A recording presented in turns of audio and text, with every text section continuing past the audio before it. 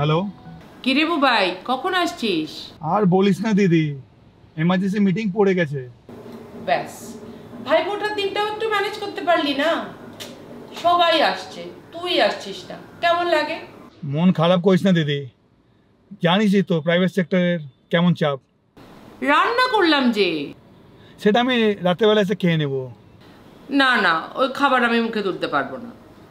তাহলে একটা কাজ কর, তুই আমার এখানেই পাঠিয়ে দে, আমি লাঞ্চ করতে করতে ফোন করব আর তোকে প্রণাম করে আশীর্বাদ নিয়ে নেব। ফাজিল কোথাকার, দাঁড়া দেখছি।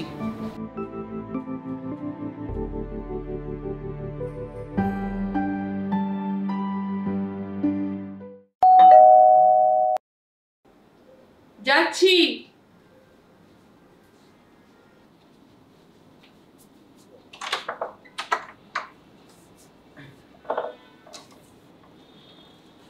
দিদি পার্সেলটা। হ্যাঁ দিচ্ছি। দিদি একটু জল দেবেন? হ্যাঁ দিচ্ছি, তুমি ঘরে বসেও খেতে পারো। না না ঠিক আছে।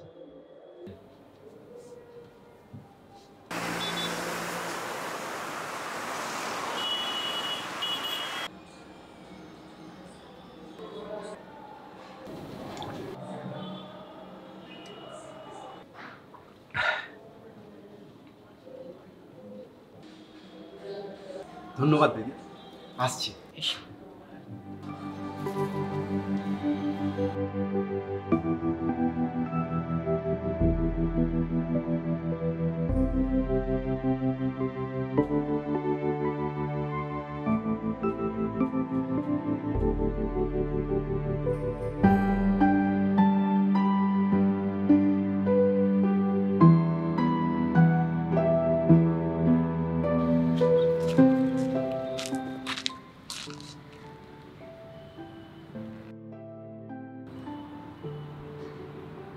হ্যালো স্যার, আপনার একটা পার্সেল আছে। হ্যাঁ আমি এসে গেছি। আচ্ছা আচ্ছা ঠিক আছে, ঠিক আছে আপনি আসুন। হ্যাঁ আমি দাঁড়াচ্ছি, ঠিক আছে। হ্যাঁ ঠিক আছে, এই নিন স্যার আপনার নাম। Thank you. শোনো ভাই, হ্যাঁ বলুন স্যার। তোমার মনে হয় কিছু ভুল হচ্ছে, এখানে আরেকজনের পার্সেল আছে। কিন্তু ম্যাডাম আমাকে যা পাঠিয়েছে আমি সেটাই তো দিলাম আপনাকে। তাহলে এখানে দুটো কেন? মনে হয় ম্যাডাম ভুল করে দুটো পার্সেল দিয়ে দিয়েছে।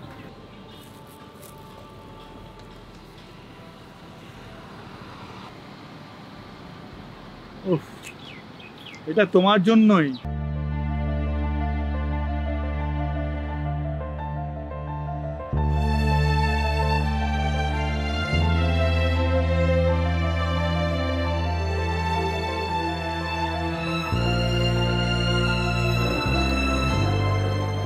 হ্যালো, হ্যাঁ মা বলো।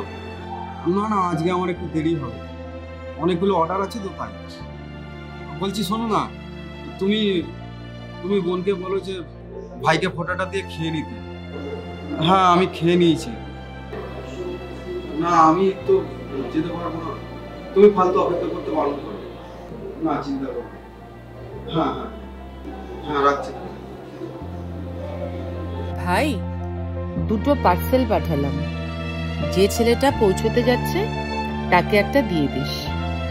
ওর মুখ দেখেই বুঝেছি জানিস ছেলেটা সারাদিন না খেয়ে কাজ করছে, ফোঁটা নিতেও যেতে পারেনি কাজের চাপে। ও যেন সংকোচ না করে, আমিও তোর দিদির মতোই। ধন্যবাদ, আসছি। নাও ধরো। Thank you sir.